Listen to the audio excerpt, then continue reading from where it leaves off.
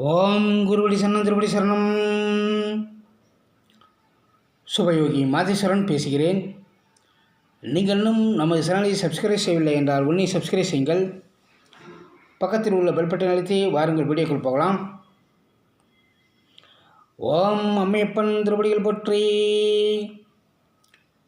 கருணையுடன் எங்களுக்கு நல்ல ஆசி வழங்கி இன்றும் இன்றும் நாங்கள் பார்ப்ப நினைப்பவர்கள், நல்ல எண்ணத்துடன் எங்களை பார்ப்ப நினைப்பவர்கள், தொழில் வளம் பெற்று அதி வருமானம் பெற்று உடல் ஆரோக்கியம் பெற்று குடும்பம் ஒற்றுமையாக மகிழ்ச்சியாமல் அருள் புரிவாய்.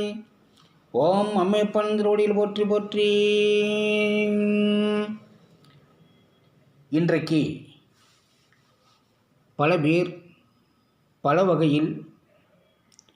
பல வகையான உணவுகள் பல நேரங்களில் உணவு உண்கிறார்கள். பிறகு ஜீரணம் ஆகவில்லை என்று நெஞ்சை கரிக்கிறது என்றும் அதற்காக ஜெல் மருந்துகளையும் மாத்திரைகளையும் குடிக்கிறார்கள். இன்னும் சொல்லப்போனால் சில பானகங்களையும் குடித்து பார்க்கிறார்கள். தினமும் மீண்டும் தொடர்ந்து உணவு கட்டுப்பாடுகள் இல்லாமல் இட்லி, தோசை, புரோட்டா, அரிசி சோறு உணவு வகைகள், கோதுமை, மைதா மாவு உணவு வகைகள், மிக்சர், வடை, போண்டா, பன்னு, கேக்கு இப்படி பல வகையான எண்ணெயில் பொரிக்கப்பட்ட உணவுகளும் பல வகையான அசைவ உணவுகளும் பாக்கெட்டில் வரக்கூடிய மசாலா பொடி வகைகள், பிரியாணி வகைகள் இன்னும் சொல்லிக்கொண்டே போகலாம். பல நூறு உணவு வகைகள் உள்ளது. ஆனால் ஒன்று அனைவருமே நன்றாக தெரிந்து கொள்ள வேண்டும். உணவு உண்ட பிறகு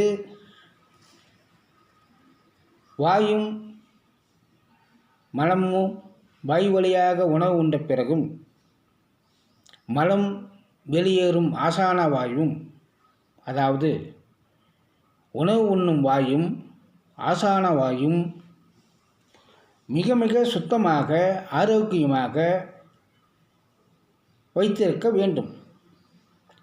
அதற்கு சிறுகுடல், பெருங்குடல், வயிறு நன்றாக இயங்க வேண்டும். பொதுவாக அனைவருமே பசி எடுத்தால் சாப்பிடுங்கள், தாகம் எடுத்தால் தண்ணி குடியுங்கள். அதை விடுத்து பார்த்த உணவுகளை எல்லாம் எடுத்து சுவைத்து தின்னாதீர்கள். தினமும் காலையில் 7 மணி முதல் 9 மணிக்குள் உணவு எடுத்து கொள்ளுங்கள். இது வயிறு சம்பந்தப்பட்டமான உறுப்பு நேரம் ஆகும். இது எதற்கு என்று சொன்னால், ஒரு சிலர் நான் கரெக்டான நேரத்திற்கு சரியான நேரத்திற்கு சாப்பிடுவேன், ஆனாலும் எனக்கு ஜீரணக் கோளாறுகள் இருக்கிறது என்பார்கள். அதற்காகத்தான் இந்த வயிறு நேரத்தை, உறுப்பு நேரத்தை பயன்படுத்துங்கள்.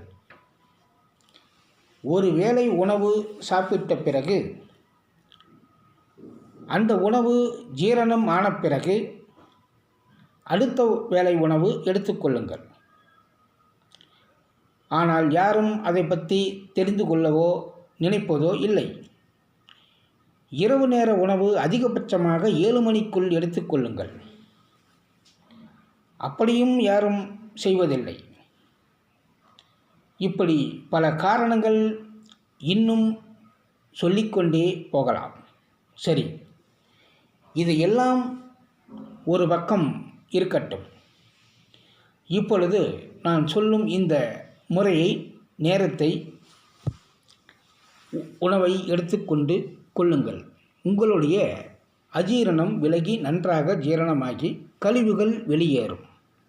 அதாவது உங்கள் வலது மூக்கில் நன்றாக மூச்சுக்காற்று வரும் வேளையில் நீங்கள் உணவு எடுக்க வேண்டும் என்றால் அடுத்து எடுத்துக்கொள்ளுங்கள். அதாவது வலது மூக்கில், நன்றாக புரிந்து கொள்ளுங்கள், வலது மூக்கில் உங்களுடைய மூச்சுக்காற்று நன்றாக வர வேண்டும். அந்த நேரத்தில் தான் நீங்கள் உணவுகளை எடுத்துக்கொள்ள வேண்டும். நன்றாக புரிந்து கொள்ளுங்கள். அதை விடுத்து இடது பக்கம் மூச்சுக்காற்று குறைவாகவும் வலது பக்கம் மூச்சுக்காற்று அதிகமாகவும் வரும் வேளையில் அரை வயிறு உணவுகள் நன்றாக மென்று தின்னுங்கள். அதிகபட்சமாக 32 உருண்டை கவளத்துக்கு மேல் உணவு உண்ணக்கூடாது.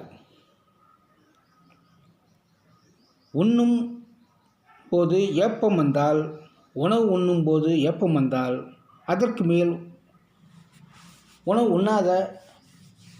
உண்ணக்கூடாது. இன்னும் பல வகையான வழிமுறைகள் இருந்தபோதும் இந்த வழிமுறையை செய்து பாருங்கள்.